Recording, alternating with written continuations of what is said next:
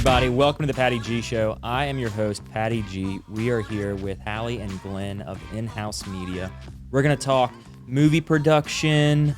We're going to talk how do you actually draft a script, maybe even, or where do you go from a blank canvas to a finished product.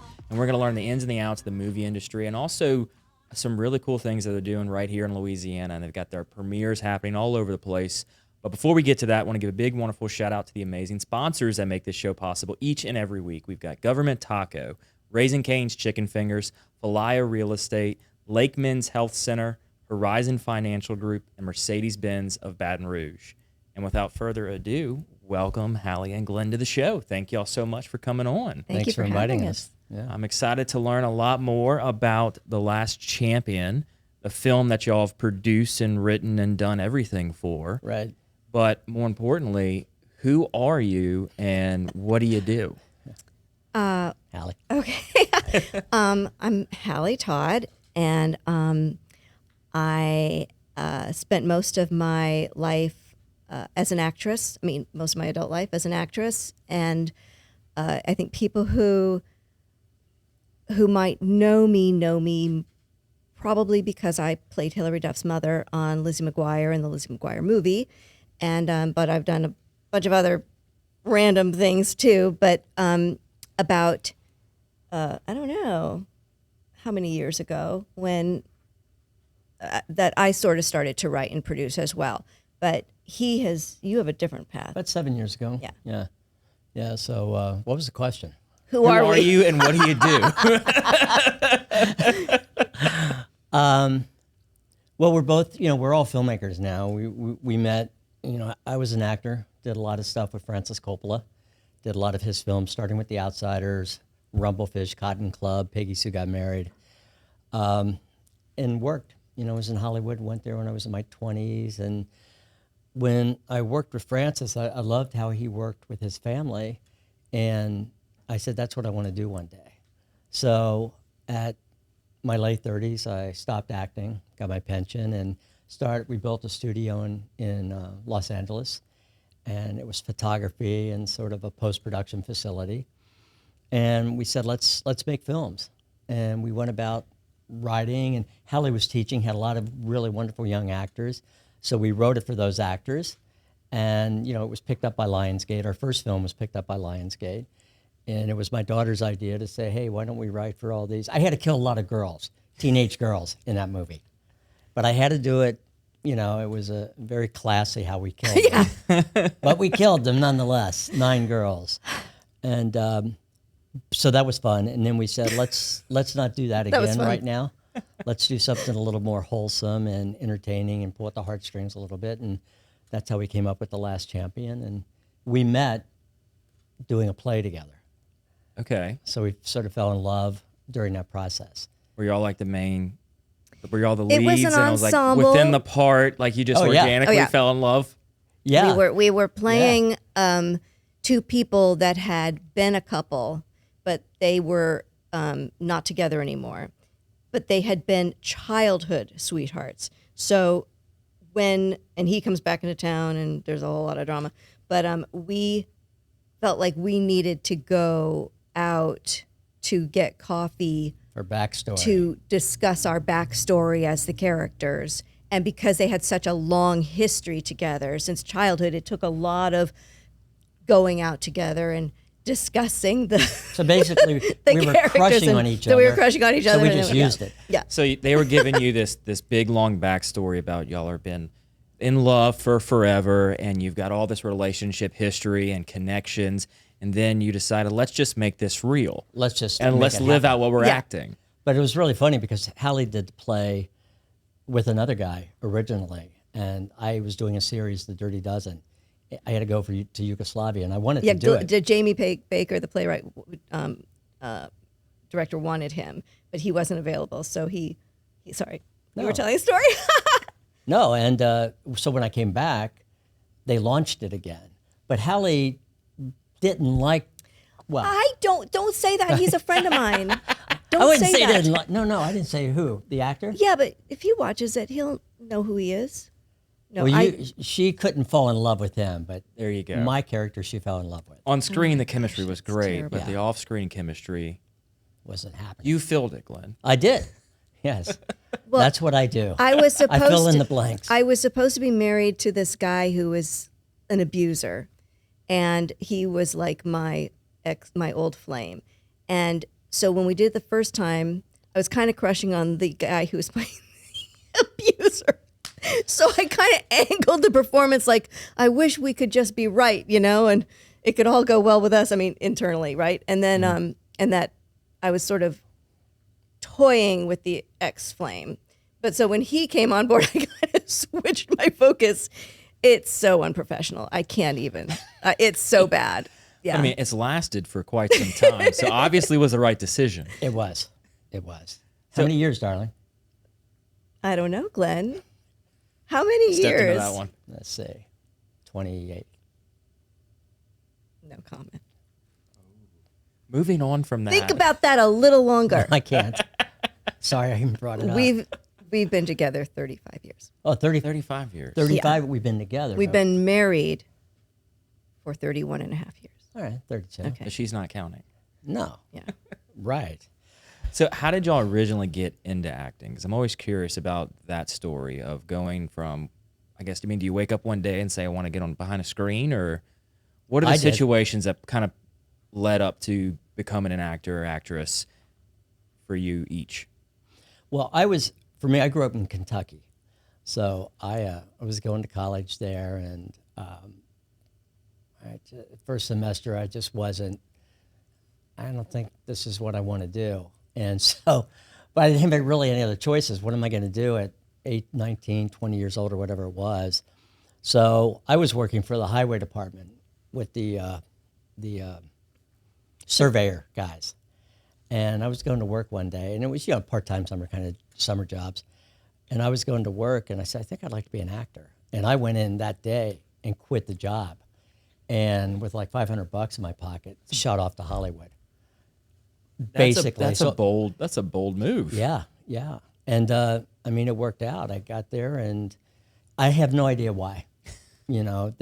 So we come at it from different schools. I'm more of like street, kind of doing it that way. Hallie was a little bit of Hollywood royalty, a bit, right? No, not Hollywood. Well, okay, Yeah. if you want it. Yes, I was. No, I'll just let him carry on that narrative. I was born and raised in Los Angeles, and my family was in the industry, not like, just working people. My father was a writer, producer in television, and my mother was a character actress. And I just always was going to be an actress. I don't know. I mean, it wasn't like a decision was made. It was like I just, I was exposed to it. I wanted it, and I had my parents' support because I think they knew that I was supposed to do it, and they weren't going to, they knew it was a hard road, but they also knew that I wasn't going to take no for an answer. So I think I dabbled in it for a minute as a teenager professionally, but it wasn't a good thing for me to be distracted while I was in school. I didn't have that kind of discipline to, do well in school and be on a show. So as soon as I did a show, as soon as it was over, my mother pulled me from going on auditions and finished my schooling, and I went and studied. And then when I got out of acting school, I just started and, got pretty lucky early on. I got a film that starred Anne Margaret, and it was her first movie for television called Who Will Love My Children, and I had a nice role in that. And then I got a comedy series called Brothers that was for early days of Showtime. And it was one of the first original, Showtime used to just show movies, but it was one of the first original programs that Showtime produced, like Gary Shandling show and Brothers and another show called Not Necessarily the News. We were like the only 3 original shows, and it was kind of a groundbreaking sitcom because it was the first time a central character, regular character on the show was gay, and that had just never been done. I mean, it had been done like in a movie of the week and sort of a special episode of something, but never as a series regular. And so it got a lot of attention, but it was right before the AIDS epidemic, and it sort of like put a clamp on the humor about living that life freely. So they changed it up real fast. But initially it was like this very special, critically acclaimed program, and it went for 5 years. So that was an incredible learning opportunity for me. It was a huge education to work with these wonderful actors and go to work every day. And it was like going to, graduate school. It was really incredible. And that was kind of launched me. And then I would just do stuff after that was finished. I did go back to college, by the way. Okay. Yes. Studied film. So it almost sounds like for you, Hallie, it was like the family business thing to do. It was. Yeah. It's like it was, we've had family business entrepreneurs on here before, and they talk about growing up and sitting at the table, and they just immediately feel drawn to that type of lifestyle. Going into the family business with Benny's Car Wash is a prime example. Oh, yeah? They were growing up and talking shop at the dinner table with his parents, and he just was like, well, this is naturally going to be the path I'm going to go down. Like, there's no other way. So it seemed like the same for you. But with you, Glenn, it was kind of like a entirely different spin. I mean, how did your parents take that you were just up and leaving, going off to L.A.? They didn't really understand it at all. They couldn't relate to it whatsoever. And that's where it stayed, right? I mean, they just didn't understand it. So the support system really wasn't there because they didn't really know how to talk about it. You know what I mean? They just saw the struggle when you're out there and you're trying to do it, the struggle that you have to go through. So, calling home and going, I could really use maybe $50 this month. They just couldn't understand it. So, but it paid off at the end. They got it. And they passed away. I would love to have seen them or watched them watch the movie. I think they would have enjoyed it. Yeah, and I think that for families that may not have entrepreneurs in the household originally, when the children decide to go and do an entirely different path, it is hard to have that connection and to have those conversations of, I don't know what you're getting, but I don't understand what you're trying to do and what you're trying to accomplish, but I'm happy or supportive of what you're doing. It's tough as a parent because, again, it's no idea what that road's going to lead down. What does it mean?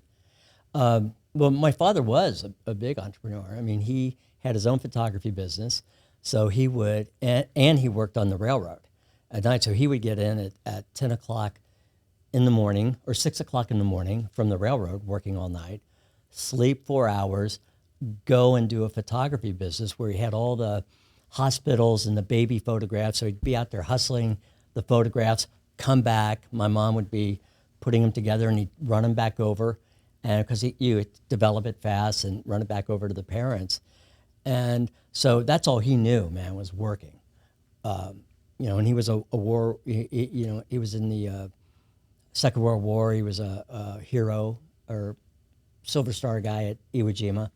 And, but he still couldn't relate. He related to the photography because when I got out there, I said, hey, Dad, send me out some of your cameras because I could take headshots. And that's how I survived. I mean, I didn't have to do a lot of other stuff. I did photography and it was great. I didn't have to work for anybody. I could do that and still pursue what I needed to pursue on my own time. So for those wanting to maybe dabble in the art or get into acting, what was some lessons that y'all had like originally taken going into it that y'all wish y'all would have known at the time?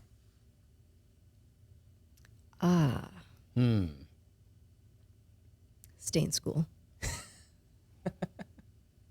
Because I think you have, I had such tunnel vision, and I didn't really open up my mind to as much as I might have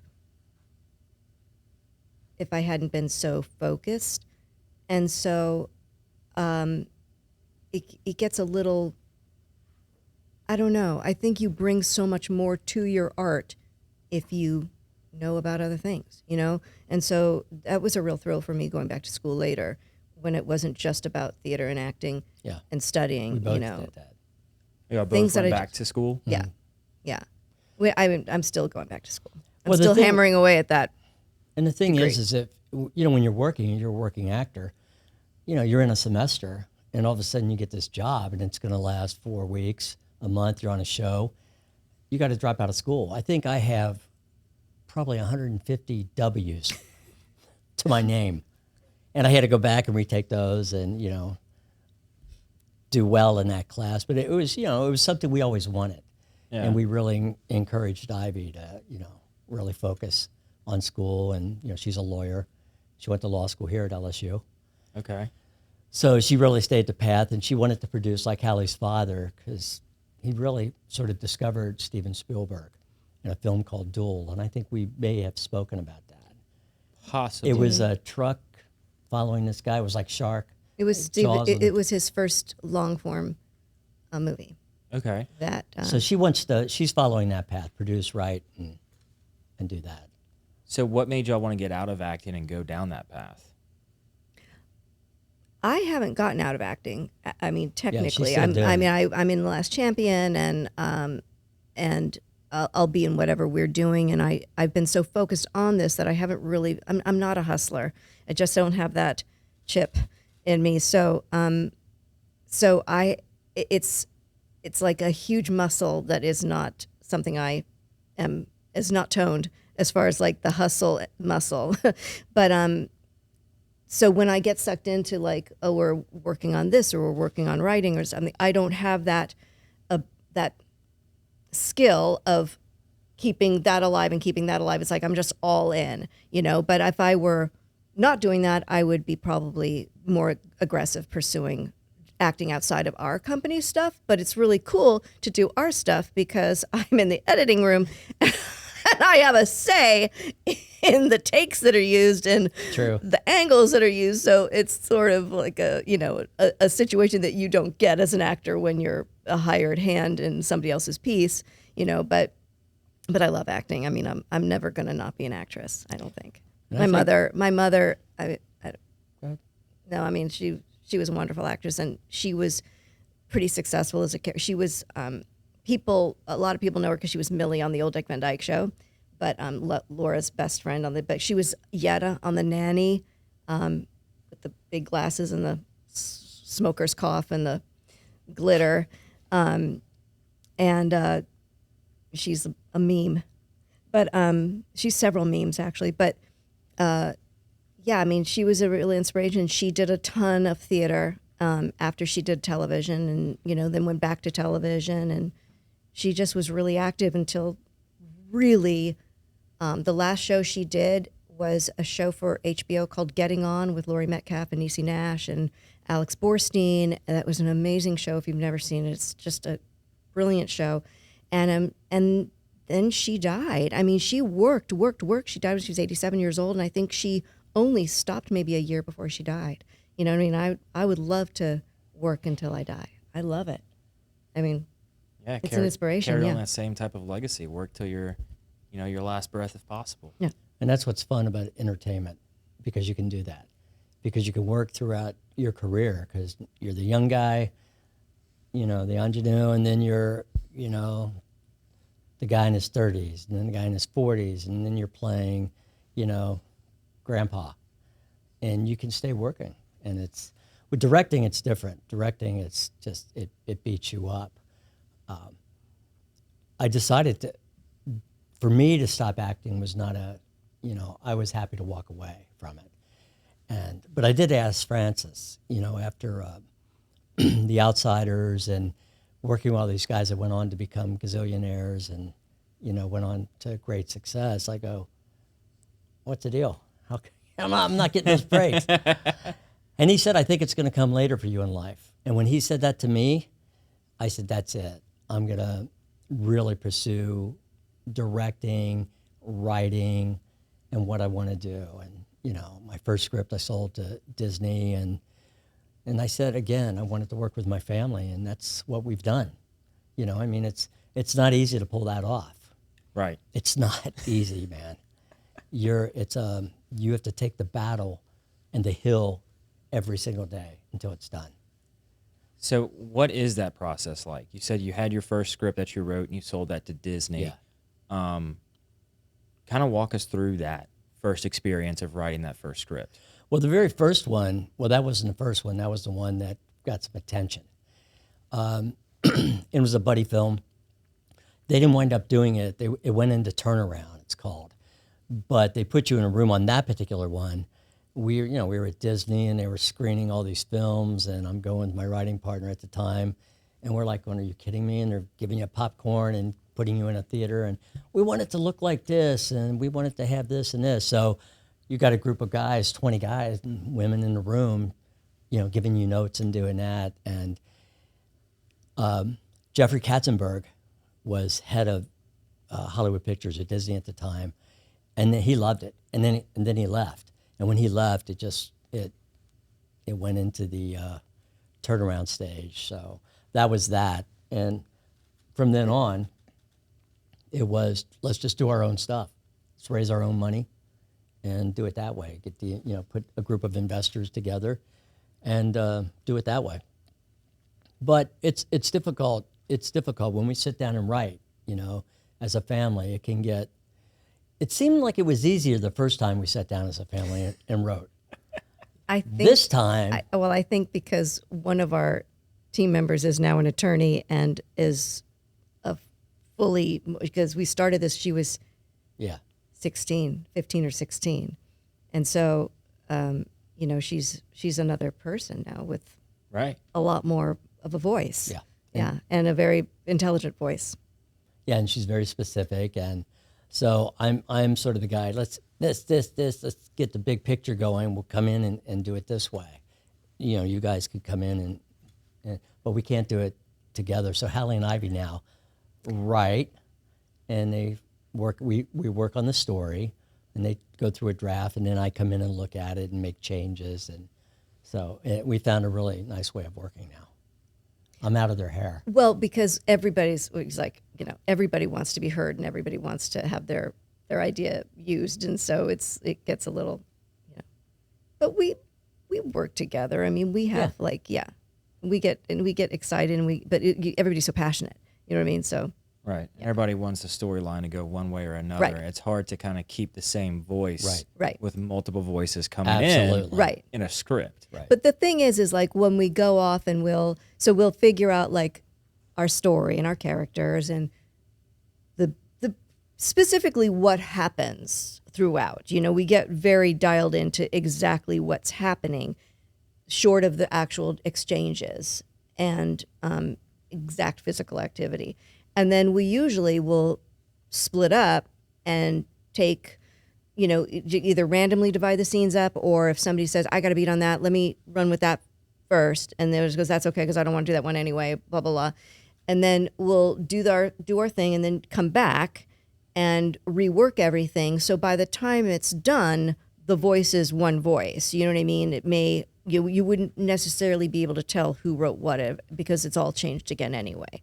But at least to get that first pass out, it's better to work individually, I think, because you're not picking over the, no, he wouldn't say that, no, she wouldn't say that. That can come later, but once you at least get a draft of it going, You have to get the draft, you have to get the story, the main story, and I find myself saying a lot, why don't you take that?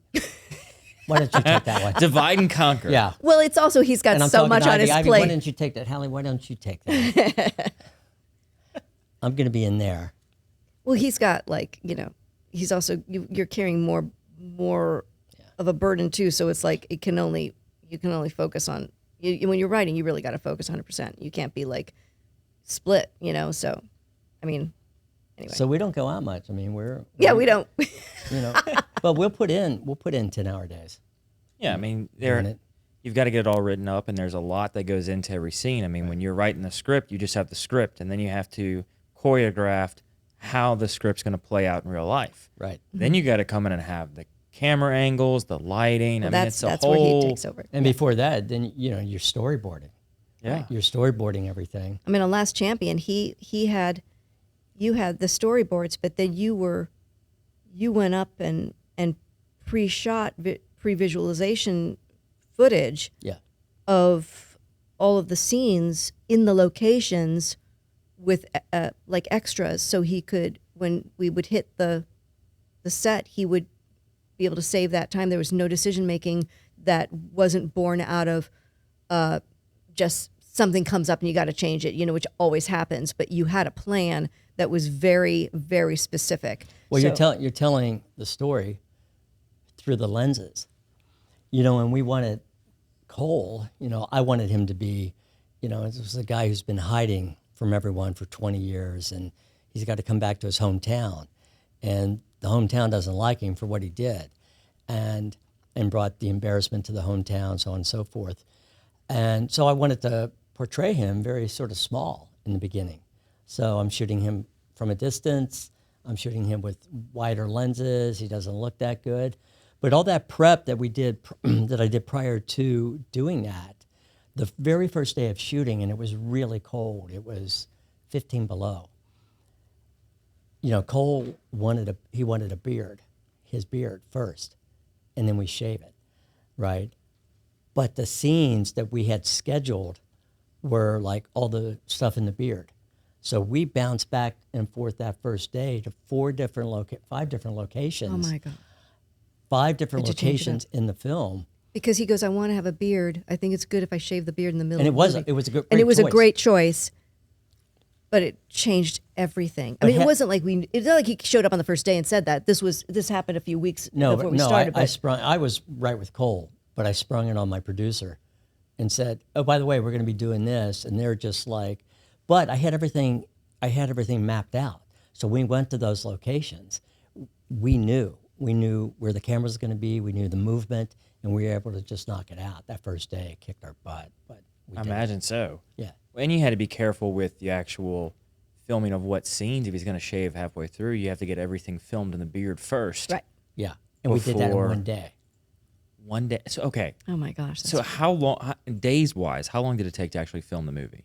I think 30 days, 32 days. Okay. And is that, I'm not adapt to the... Well, it's not like the industry. Is it that varies. normal for, how long is the film? Film's 2 hours, just under 2 hours. So is that at par with how long it typically takes? It depends on the budget of a movie. Yeah, right? it depends on the budget. It's a minute per page. Okay. But it's how are you going to shoot that? There are some guys that say, over the shoulder, master, shoot the cat in the window shot, so you can cut away and do that. Some guys, and so that's a page, or you shoot 2 or 3 pages because you're moving fast. TV shoots 7, 10 pages a day. Francis will shoot like a paragraph, but it's so detailed. But there's money. Yeah. If you have money, David you Fincher can too, get right? all the behavior, all the really subtle things that you need to make that scene work. Right. So then going on the money side of things, yeah, y'all are originally headquartered out in L.A., Yeah. right? Mm-hmm. And then y'all have moved to Louisiana. Yep. What kind of made the shift for part 1 of the question? And then part 2, how has that taken a toll financially from a production side of things? Oh, well, part 1. Hmm. So we were there and always going to be there, like never planning to go anywhere.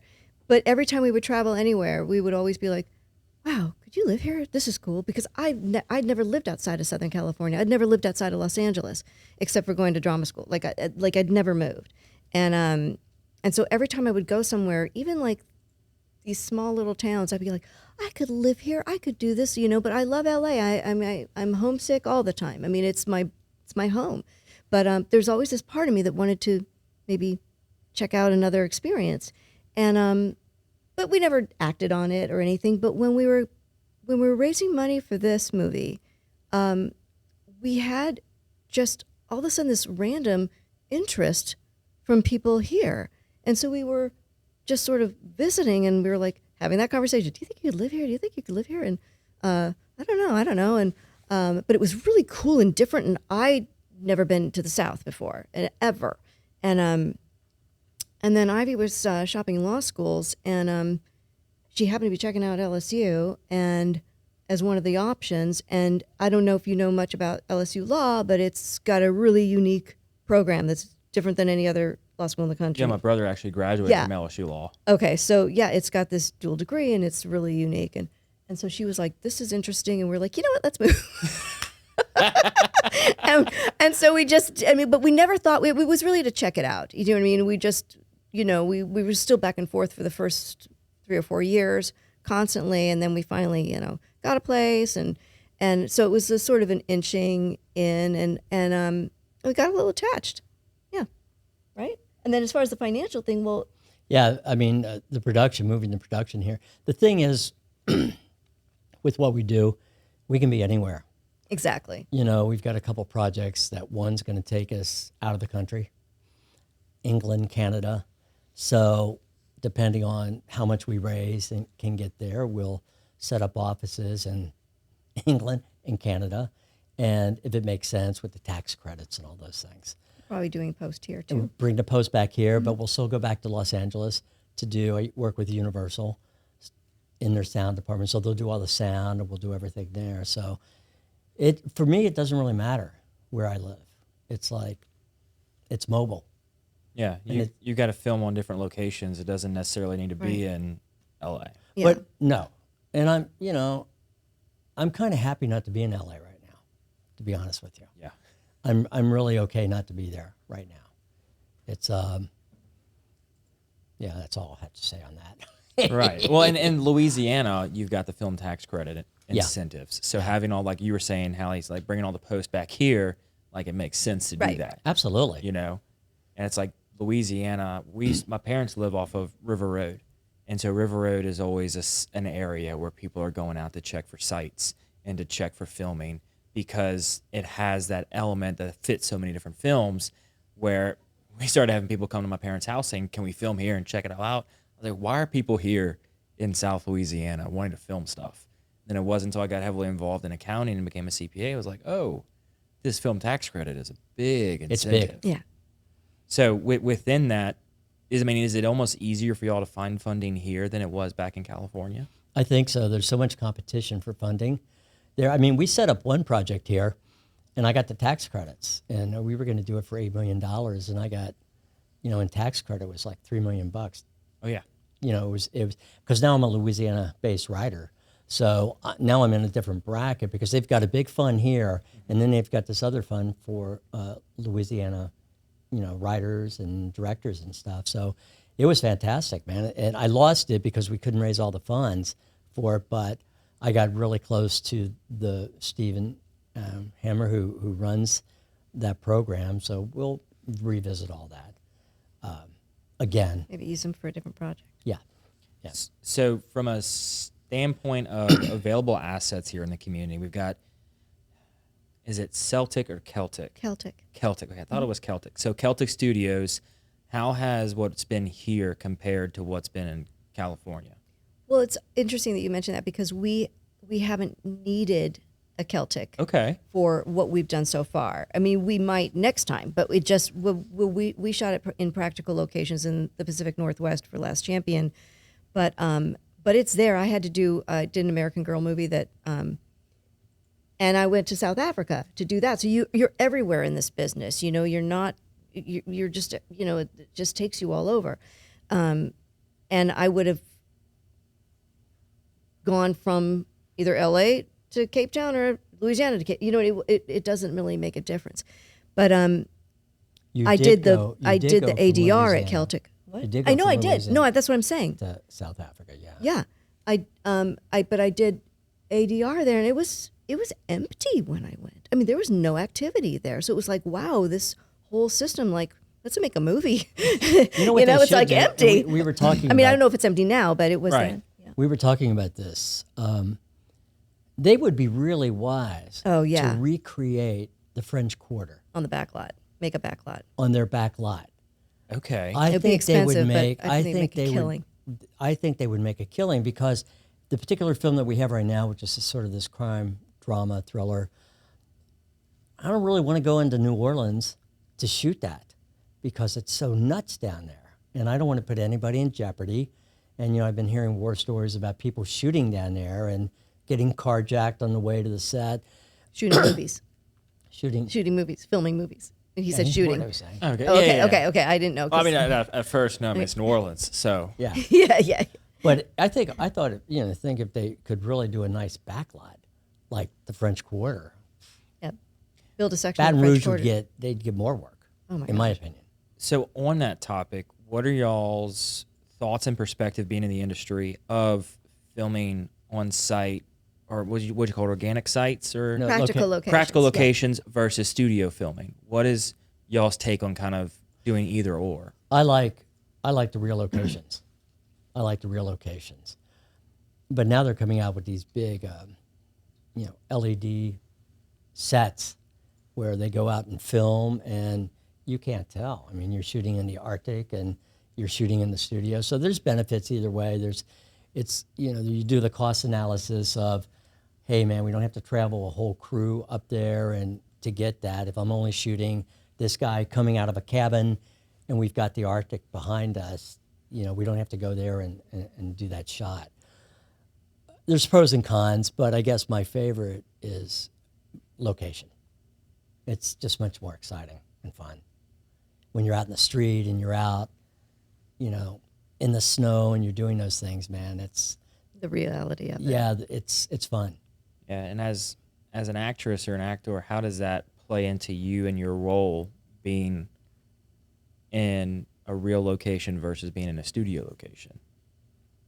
Well, you kind of get, I guess you get a little bit more, like you feel like you're really there, Of course, there's a scene I do outside in the snow in Last Champion where it was, That was that first day of filming. that was that first day where it was ridiculously cold. Like and everybody's in their, their Sorel boots and their, and I played a character that didn't put that much into her cold weather gear. So I was out there with basically thin little leather boots on. And I thought, I was slurring my words. If you watch it carefully, I'm like, I can barely get them out, but because my mouth was frozen. But it was fun because you feel like you're in this world. I also I've had so much of my work in life in this business be on a stage because it's television and there's sets that you have that there's just a controlled environment. I would imagine for the production crew, there's so much more predictability that you don't have all these like weird things you have to stop for or worry about, the weather or whatever. So there's that. But as far as being an actor, it's like you're always in your imagination anyway. So it's kind of a little heightened thing when you get into the real location and you're in the real house but I don't know. It's either or. I like them both. I like going to a lot and going to a stage and knowing that's my home for however long, if I'm on a series. It's cool. But it's also exciting to go on location, It's just fun. You get the added extra elements that you weren't anticipating that you don't get It's within an a studio. adventure going on location, Yeah, I like for sure. Yeah, I like locations. So from a production standpoint, so for the show, for the Patty G show specifically, this is the first year we're in a studio for 2022. So we're in the Fly Focus studio out at the Louisiana Technology Park. And last year we were out at Uncle Earl's on site. So we didn't have a studio. So they were having to set up and take down everything for every episode. Right. So I'm curious, Glenn, from a production standpoint, Right. what are the logistical challenges and nightmares and headaches you kind of have to go through when doing something on site versus in studio where we flip the switches here in Falaya and we're ready to they're on. roll. Right. Well, if you're on a location and you're going to be there for a few days, I'm doing that inside. Sorry, folks. Hopefully you've set up in your location. And you can leave it there. Yeah, you can maybe 3 or 4 days, and you can leave the lights, and you can leave, and you go back on and change. If you're outside and have to break down, It's a hassle. not for me. The camera guys. And, From a budgetary standpoint, then, you've got to have a crew out there to set up and take down. yeah, exactly. Well, they have to cut out early to you make factor sure all they have that time in. You factor all that in to the sheet, and you're breaking at a certain time. You're still leaving the location because you want to stay away from overtime. That's the thing, is like stay away from the overtime. Wrap it up, get it there, and put it back in the truck. So I think that's probably more my my line producer. I let him have that headache and worry about that.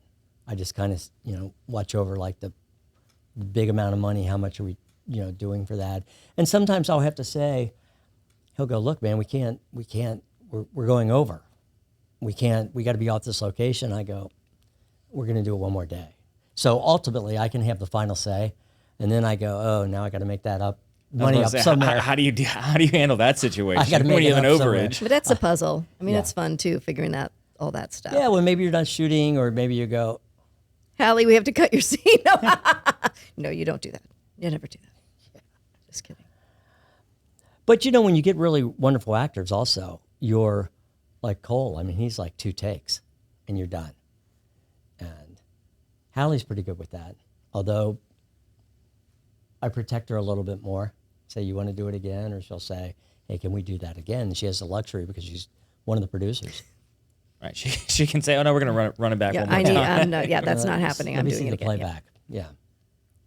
But she's great. She's wonderful, great to work with.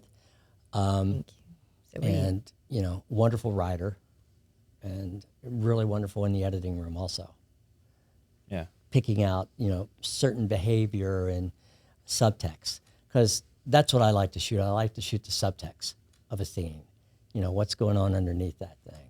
And but the budget stuff, I'll go out and raise the money and get all the legal stuff and get everything set up, and then let somebody else do the stressing on that because I have enough on my plate.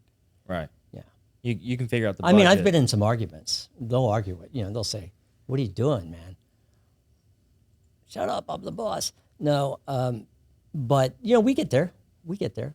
It all washes out, actually, unless you're really stupid and you're not prepared. It's real. Filmmaking is about being prepared. that's where the money gets wasted. You got to have Yeah. a war plan. You have to have a game plan, and that's what you follow. Yeah, it's how prepared are you for shooting that scene of that day. Yeah. You got to know, like you said, if it takes him 2 takes, great. Oh. 2 takes is going to be this long. We're going to pack it up at this time and be at the next scene Right. as soon as we can. Right. So it's coming down to planning out the day by hour, by half hour, and making sure everybody knows when we're supposed to be where. Yeah, that's exactly right. And if you've got a really good team, you got somebody who's running that, they're pretty oiled and well oiled into knocking that out and getting it done and getting the next location set up. The hardest part is when you're on location like that in a remote type of area on both our films. The first film was on a houseboat in the middle of, Nowhere. Nowhere. In the middle of In the middle of Nowhere. Idaho, traveling by houseboat. And that was like, how are we going to eat? We got that was a You got tough to bring in shoot. the food and everything. Yeah, you do, but you can't.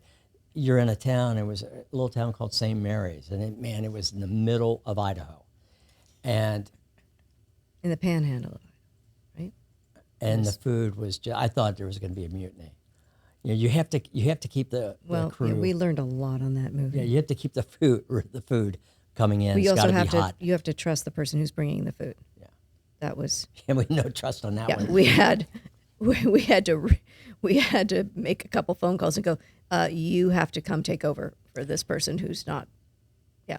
But even up in Washington, we were. Brian had, and then we got hit with a 17-year snowstorm. I mean, it was a whiteout. So trying to get communication from our hotel to where we were shooting, it was. To the caterers. It was, Yeah, it's a nightmare. But I had worked with, working with Francis. It's like on The Outsiders, that big fight scene in The Outsiders where there's, a bonfire, and we shot that for, I think 4 nights of, they brought in the rain machines, and we were, I had 7 different wardrobes changes, but they were all the same wardrobe. But you're used to working like that. And I don't see that same kind of commitment, when I was working with some of the younger actors. They didn't have that same type of, they did for the wrestling and that, but they didn't have that same, I felt, grittiness to get in there and get it done, like, in my opinion. well, but you Well, I'm figured out a way to get them there Yeah, the for fight. when the camera needed it to be there. Oh, yeah, the fights. Yeah. No, I'm Was talking. initially resisting getting a little uncomfortable. I think that's what you Falling down in the snow. I mean, I had this fight scene. I don't know if you've seen it, but it's a really good fight scene. It's like, real. If somebody gets jumped like in high school, that Right. happens like that. But these guys didn't want to, the stunt coordinator had really frightened him enough to say, well, there's ice here and you got to do this. And I got rid of the stunt guy, go get out of the way, because I'd done enough fight scenes. It looked really fake. It didn't look. It was like John Wayne, it was like. Yeah. Yeah. Like they punch and the head goes the opposite Yeah. way. Oh wait, I'm sorry, Yeah. this way. Yeah. No, man, you have to really get in. You got to fall down in the snow. You're not going to get hurt. And ultimately, at the end, it's a beautiful. I think it's a great It fight. turned out. Yeah, It's he beautiful. went in and restaged it after the. Yeah. Do you think it's just maybe like they don't have the experience doing active scenes such as that, or is it kind I of think that's part of it. is it maybe like a whole shift in the industry as a whole from the young actors coming in not wanting to do all that much into the production? You got a little bit of Sam Peckinpah kind of thing with this guy a little bit. Not crazy, but like It's got to be real. Let's It's gotta get it be real. done. It's Yeah. got to be, it's got to be authentic. But I think you do have some of that. I think you do have some of that, and the shift right. towards that. I mean, it's different. it It's just different. takes a certain amount of risk. And they love doing I it. mean, They love doing reasonable it. risk, Right. not like dumb risk, to see something really dynamic. You know what I mean? I mean, wouldn't you say? Well, they love doing it. They love when you can introduce them. Is that going to be like a big? I know you're good. It's going to be a big. It's once they really experience it, and it's not faking, and they're not worried about getting hurt or any of that stuff. Then the actor comes out, and then the actor wants to perform and really do it, and that's what happened with these guys. The stunt guy had them just like freaked out, and no, you got to do it this way, and it just didn't look real. It didn't look like a high school fight Right. I mean, when everybody it's over in like minutes. and everybody was safe. There was nobody was in danger of anything. It was just being a little bit. But it was cold. It was was cold. The crew, our camera was freezing up. The lenses were freezing up. The motion in the camera They had to was take a freezing blow dryer up. to thaw it out. Yeah, to get the My lens gosh. moving. It was cold. Should have filmed in Louisiana. We never see anything like that. We actually did film a We filmed scene one here. scene. Yeah, in the movie. Yeah. Okay, in Louisiana. Yeah, we had a filmed here. pickup. Yeah. We had to do a pickup shot where Hallie, she leaves, the character, and we go, we don't have that shot. So I get a hold of a guy who has all these classic cars in the industry, who supplies them for everybody in Louisiana. He came, put it up on a trailer. We put Hallie, I hired a small crew here, and she had all this winter gear on. She was like, Oh, miserable, I'm sure. It was, and there was no AC because it was an old car, and it was like just riding on a thing, so it wasn't even going right. Oh my gosh, it was. so we had lay in snow. I was like 'cause- dripping sweat, and yeah. I mean dripping You sweat. can't tell though. No, and then they movie painted magic. all the green out and made it white, and it looks like it was shot on a snowy road. Yeah. Yeah, That always fascinates me, the after effects Mm-hmm. Yeah. that go into film. Yeah. And everything that it takes to get what we end up seeing on the Right. screen. They've, like you said, they've come a long way with technology to the LED walls where they can actually put up the whole cityscapes now. Whereas beforehand, the actors and actresses were dealing with green screens and little dots on their faces and everything. And now it's becoming a little bit more real and a little bit more achievable so they can get into set and not have to, again, live in your imagination the whole time you're filming. Yeah. Oh, what is this scene going to look like? And their head. yeah. I having mean, a I've picture. never had to do any green screen ever, and I always, my respect to actors who sell it on a green screen. I mean, it takes tough. incredible focus. Yeah, Yeah. yeah. So you don't know what it's going to look like till you go back behind the camera. Okay, what's Right. that going to pick up and be like? Yeah. So- I'm glad I don't have to. I don't have to do that anymore, or even attempt that. It just seems to me so difficult, and I really respect the actors that can get out there and. But it's like anything else, right? You practice. They know. They're comfortable. The Avenger guys, they're all. They're comfortable working that way now, so they know how it's going to be played out, and you adjust. Yeah, you figure out a way to make sure that you can enact what needs to happen as Sure. the character. Right. Right. Because if not, it comes across very easy when somebody is not in full character. Like, I don't think they're giving their all in that Yeah. No, take right it's there. obvious. Yeah. But I mean, It's so also obvious. comes down to budget too. I mean, if you've got the ability to have a lot of stuff added in after the fact, Right. the filming on the front end is a whole lot quicker than the after effect. Right. That's Right. why I don't think, when I'm talking to investors, understanding the concept of investing in films, that it's just one arrow, in your bag for investing. It's not, you don't bank your whole, life savings into it.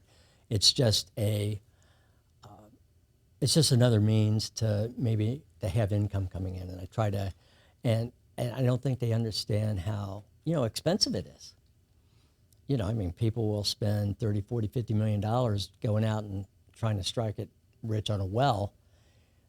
Entertainment, man, I mean, you have to have that type of money, and, you'll have this residual income coming in, but you have to be able to play really big. You can only do smaller films for so long. People are wanting bigger things. So we're going up in our budgets, which is nice. It's exciting. It's exciting, and It's fun writing it too, because you're like, oh, why can't they go here? Or why can't there be more people in this room? Yeah, let's shoot in just like the Budapest. smallest things you wouldn't think of. Let's shoot it in Budapest.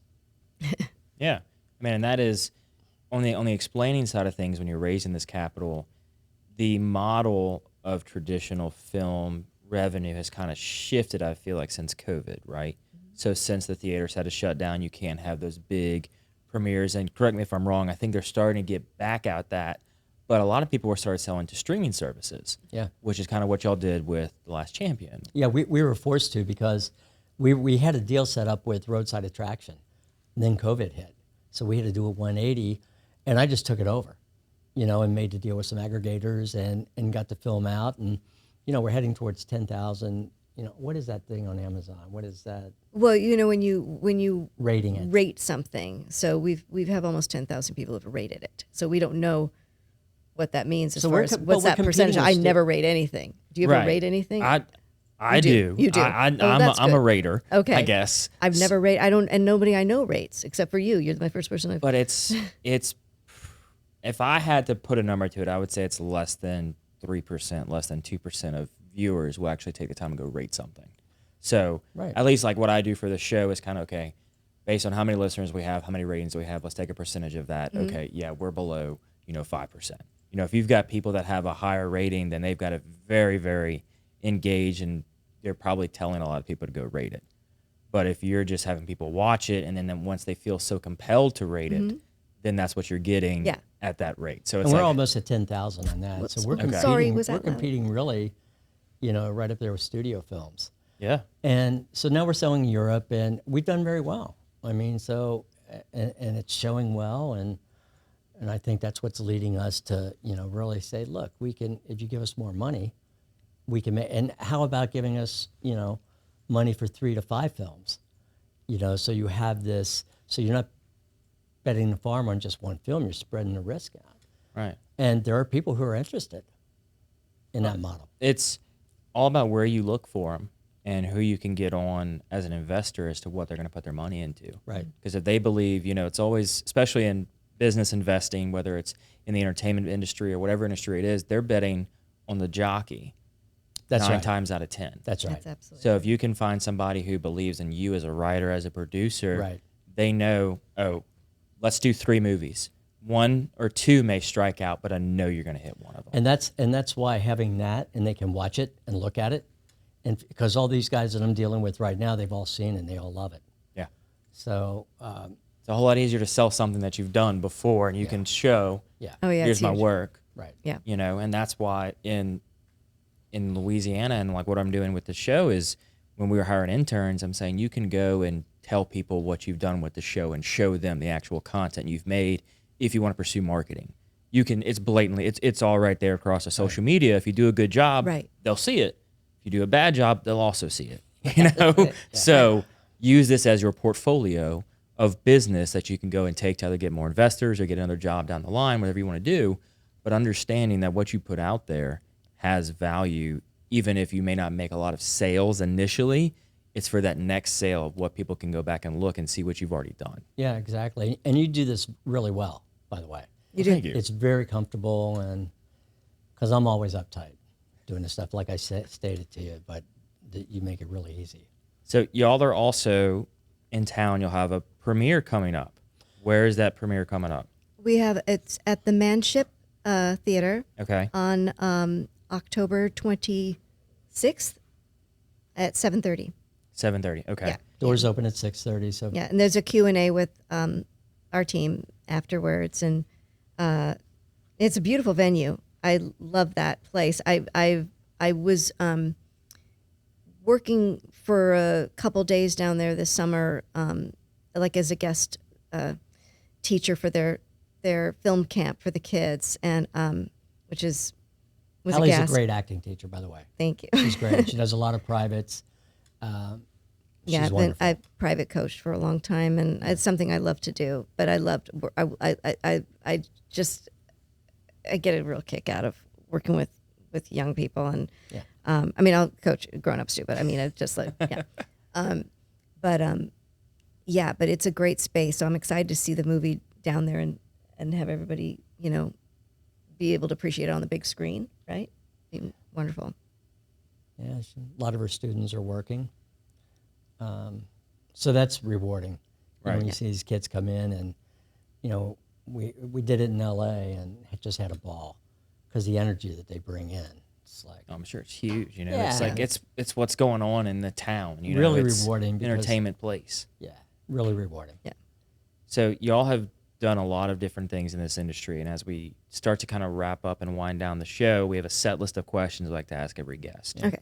So y'all have been from everything from behind the camera to in front of the camera to now teaching people how to go in front and behind the camera, I'm sure, whether it's being a mentor or teaching and whatnot. That's right. So what 3 lessons have y'all kind of learned along the way within y'all's career just from doing everything that y'all have been involved with? I would say, For me, well, you want to go first? I'll just go first. Okay. I can get it out of the way. Yeah, because I I say never give up. You chart your plan, you chart your dream, and you stick with it if you believe in it enough to keep your vision intact. And don't let anybody kind of sway you either way, because in California, in Hollywood, man, there's a lot of dream crushers out there. And you have to just stay with it. I mean, it's much like if you're building a business and they go, you can't do this. You have to stay with it.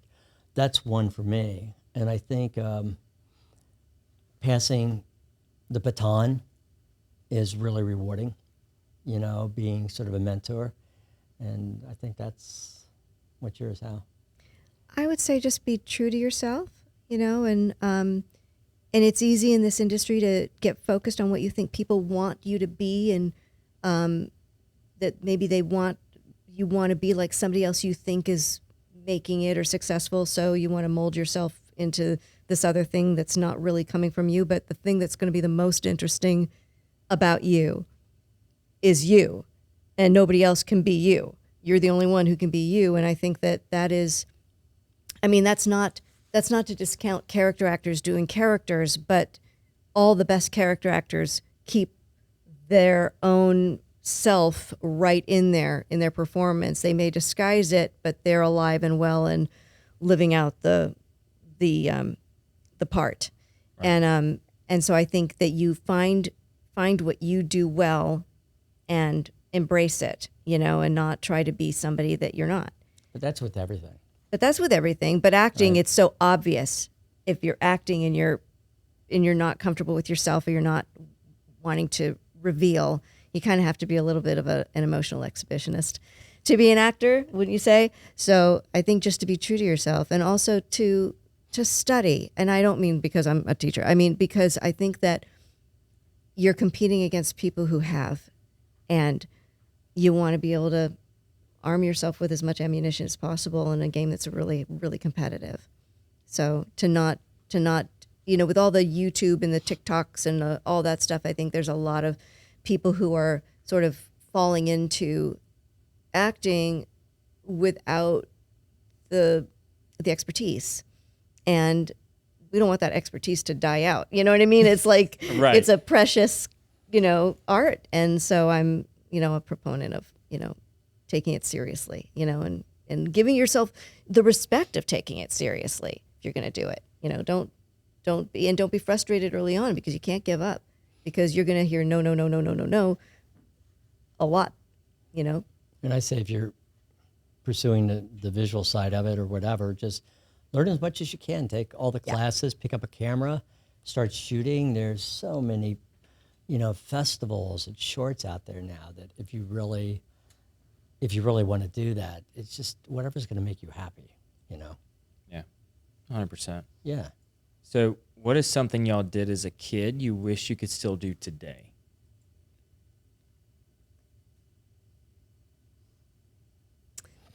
That's interesting. Geez, as a kid, It's so funny I because like sled riding. Okay, that's something you don't hear in South Louisiana. Yeah, I like sled riding, and I don't think I can do that too much nowadays. So I don't know. I don't know. I think, this sounds corny, but what we do really is like pretending and being in our imagination with the creative work we do. That is something that I'm glad I didn't have to give up growing up. You know what I mean? Like I'm doing it as a grown up. yeah, and we're which getting paid. Which Getting is paid for it like, now. Paid yeah. to do it, yes. It's like, okay, now we're going to put our army hats on and cowboy Yeah. hats. Yeah, I mean, I don't know. I'm sorry. I don't have a ready question. I don't have a ready Yeah, answer. because the reality is It's like you're still living your childhood in your dream imagination every single day. Absolutely. So if you could do something you did as a kid, it's just keep doing what you're doing. Yeah. Yeah. Which you're on Exactly the right. path to accomplish. I think maybe there's this part of it's like you just want to do nothing sometimes. Like kids can just do nothing. And I think that just that luxury feels like it's not in reach. Yeah. But I love what I do. I love working. I mean seriously, we get up really early in the morning and we have to force ourselves not to start talking about our work at 6 o'clock in the morning. And we have to force ourselves 5:30 in the morning, right? It's like we have to go, nope, let's hold off on that. It's because it's what interests us too. But Right. there's also you don't want it to be all consuming. no, because that's not healthy. But it is the way we live anyway.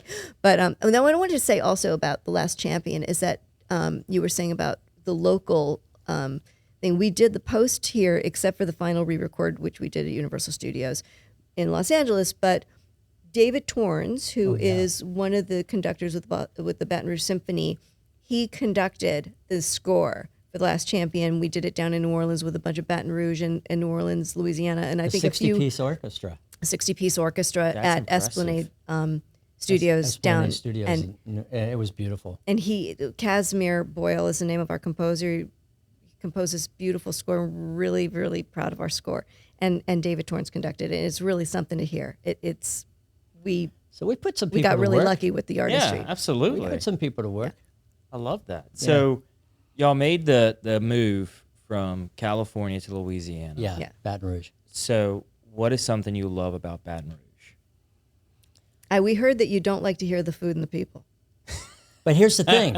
Yeah. We were warned that you don't like to hear that. But I like to hear whatever the open and honest answer is. So like going back to what we've talked about all through the show is being authentic and true to yourself. Yeah. If that's your authentic, true answer, absolutely. okay, but I have to tell you something.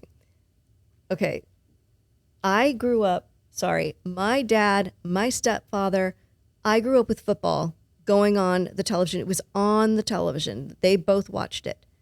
I never had a feeling, it was just a bunch of people falling on each other, like running and falling on each other. Like I just didn't get it. It just seemed like, it wasn't like I had an aversion to it. I just didn't care about it. It was not on my plate. I didn't want to know about it. No interest. White noise. All my life. I moved here. Go Tigers. Go Tigers. I mean, to the point where it was like the bug bit so badly, and to the point where we were out in LA and I was alone. I think you were up in Washington We were in a hotel room, doing yeah. the thing. I was at a hotel back home, and the game was on, and I don't remember which game it was, but it was an LSU playing whoever they were, and I was alone in the room on my feet screaming at the television set. That was when Burrow, that season. Oh, 2019. Yeah, absolutely. Yeah, so It was? Yeah, I think it was. Oh, okay. Yeah, it was. And yeah, so we love it. We love it. Although we've been to a couple games. Mm-hmm. I've never been tailgating. Yeah, we've never. Come on now. Nobody's ever invited us. We've never been invited to a tailgate. You just go. You just make friends as you're here. Yeah, but you can't eat their food. You're not invited to their tailgates. Right? I promise you, if you make friends with some people, they're gonna invite you in for some food and some drinks. Yeah, we gotta hit our You friends just- up. Like, I what's the promise you. deal? Like, come on. Or there are some tailgates you pay and you can go in and have some food and drinks. Oh, okay. So you just come to campus on game day, bring a little ice chest, a little backpack ice chest with you for your drinks, and just walk around and introduce yourself and meet people. I promise you'll have a time of your life. Because that was our discussion going, I don't think we can hit these people up for food. Well, Yeah, we were you like- don't walk in and say, "Hey, can I have some food?" I'm here. Well, I mean, just walk in and I didn't introduce know how it yourselves. Just worked. But it's like private parties, right? It's like a bunch of private parties. Don't go through But fences. we have been invited. Michelle invited. Oh, that's right. That's right. Sorry, we couldn't just- go. Yeah, Just go make friends on campus. Look, we've been invited. So Once. we like that. And We're nice people. I'm not sure what the deal is. I think people maybe think we don't want to go or we're not interested in going, but I would absolutely go if it's not hot. I like to go later in the season when it's. so like right now, like the next, Yeah, yeah. for the Yeah. Alabama game, Oh, oh man, yeah, it's in 2 weeks. I know. I'm telling you, just go out there, make some friends with people, and you'll have a good time. Okay. Promise you. oh my gosh. Okay. So for the final question, Yeah. what can I do to help you? Well, I'm always looking for investors, Patrick. We'll talk after. Okay.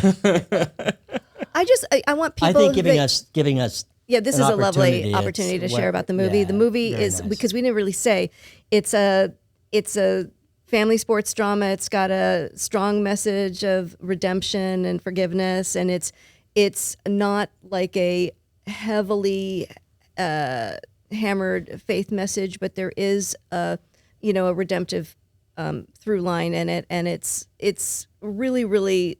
I'm very proud of it. I think he did a marvelous job directing it. Cole Hauser from Yellowstone is amazing in it, and the other actors do wonderful work. And it's just an uplifting kind of feel good movie. It's very poignant. It's got and a Rudy Hoosiers. yeah, and so people it's on if they can't come to the screening. on It's Amazon. on Amazon. It's on other things too. I never Yeah. remember, but it's on Amazon. And I'm really, and it's got a Christmas sort of pass through the season because wrestling season happens during that time of year. So it's a good Christmas present. There you wanna go, good get it for Christmas their movie. Christmas. Oh, it's a good Christmas movie. Yeah. Oh, perfect. Absolutely. Coming into that season of the year, Yeah. so it's Yeah. excellent. And we're gonna link the show's Amazon link to the show notes of this. Oh, So people wonderful. will be able to click on it and go find out Oh, where great. to watch the Wonderful. movie. So we'll make it very easy for those who are interested Oh, great. in Thank you. watching the film. So any last parting words to Oh, people? if I guess I should say that if people are There'll be People some. are- Yes. if people are interested in coaching with me, they can just go to my website, which is HallieTodd.com. It's not a complicated name. Got it. HallieTodd.com. We'll link that too in the show Okay. notes as well. Cool. We've got 4,000 characters. We can fit it all in there. Oh, fantastic. Well, thank y'all so very much for coming on the show. I appreciate your time. Thanks for inviting us. Appreciate your man. Yeah, willingness. thank you It's- so much. This was a gas. Y'all have an amazing story of how y'all have gotten to where y'all are, and the film is on my list. I don't watch a lot of TV and movie, That's as okay. people know, but like you're on the list. You'll like it. You've made the list of films Oh, to thank reach. you. So, Thank you. thank y'all. Well, I'm sorry you can't come on the 20, whenever it is. 26, right? 26. Yeah. 26. Yeah. Well, for those that are watching, if you're watching this on the 26th when the show comes out, be sure to go check out the Baton Rouge The Manship. Manship Theater. They That's can where walk up and come on in. walk up. They can buy tickets at the door and all Yep. that. Yeah, and Yeah, all the proceeds go to the theater's Right. arts reach. Yeah, we're Outreach. giving all proceeds Oh, to the excellent. theater. Yeah. Excellent. So yeah, we're gonna push it before it even comes out, so people can actually go and watch the film with y'all tomorrow night. Oh, at the great. theater. That would be so great. that's going to be a lot of fun. And for those that are interested in getting into the film industry or the entertainment industry, be sure to reach out to them. Check out Hallie's website if you're interested in getting maybe taught or coached, or just maybe want to be an extra on one of their sets that they film here. Reach out to them. Let them know you heard about them from the Patty G Show, and they're going to do what they can to get you in this industry. So thank you all so very much for listening to the latest episode of the Patty G Show. And thank you once again to the amazing sponsors that make this show possible each and every week. Hear a little bit more about them right now. Sell your home for a $399 flat fee with Falaya. No, seriously. Falaya will list your home on the MLS and help you get all the way to the closing table for as little as a $399 flat fee. Our online platform is insanely easy to use and will save you thousands. If you're thinking about selling your home in 2022 and want to keep more of your hard-earned equity in your pocket, you need to check out Falaya. Falaya, real estate reimagined. Thank you all so very much for listening to this episode of the Patty G Show, brought to you by Government Taco. They're located on the corner of Government Street and Jefferson Highway. Jay is always slinging up a new taco of the month, so if you're a frequenter to Government Taco, let us know in the comments what you thought about this month's taco of the month. If you're not a frequenter, maybe trying out this month's taco might just convert you. Big thanks over to them at Government Taco for making the Patty G Show possible. Imagine taxiing on a plane looking toward the end of the runway. It seems so far away, it's even hard to see it. And that's what the concept of retirement probably felt like when you were in your 20s, 30s, and 40s, way far in the distance, not visible or even a concern. But as you turn 50, something happens. Retirement suddenly seems like something real, something not too far away. In your 50s, you are rolling down the runway. Retirement is getting closer and closer, faster and faster, weeks and months zipping by. But are you even ready for a successful takeoff to retirement? Fear not, there's still runway left. But the time is now. Time to make progress and time to get a plan. The Runway Decade will help you get organized, get energized, and give you the direction you need to take off to your desired retirement. The Runway Decade, building a pre-retirement flight plan in your 50s. Thank you to Mercedes-Benz of Baton Rouge for making this show possible. Nick Pentis is a past guest. We love having him on. Listening to him talk about the culture they have over at Mercedes-Benz of Baton Rouge is really an incredible thing to hear. How they treat not only their employees, but every customer that walks through the door. You are more than just a number to them. They're going to give you that white glove concierge service every step of the way. They're going to make you feel like family and take what can be a stressful time in people's life, shopping for a car. They're going to make it so enjoyable and so pleasurable. You're going to want to go back there time and time again for every new vehicle. Thank you so very much for Mercedes-Benz of making this show possible. Thank you to our wonderful sponsor, Lake Men's Health Center with Our Lady of the Lake Physicians Group. Guys, I know it's tough to get out and go to the doctor. I know it's challenging to find time in our busy days, but I promise you, signing up to be a part of this group with Dr. Curtis Chastain and Dr. Tyler Boudreau, you won't regret it for several reasons, but most of those being the fact of the time it saves, where you're able to get in on the same day, get that appointment done, and spend that time you need to talk with them about what your health goals and concerns are, as well as ensuring that the financial investments you have, you will be able to live out and see those come to fruition. So if you're an investing guy, you know all about and planning for the future and investing in the future. There's no other more important thing to invest in than your health. Make sure you go check them out, Our Lady of the Lake Physicians Group Men's Health Center, and tell them Patty G sent you. Thank you so very much to Raising Cane's Chicken Fingers, the latest Patty G Show sponsor. Raising Cane's Chicken Fingers is serving up hand-battered, cooked-to-order chicken fingers, crispy, crinkle-cut fries, buttery Texas toast, fresh coleslaw, and mouth-watering cane sauce. So y'all stop by for meetups and wind-downs, lunch breaks and dinner fixes, pre-games and after-parties, or whenever your chicken finger cravings hit. I know my chicken finger cravings are hitting right now. Raising Cane's Chicken Fingers, one love. Simple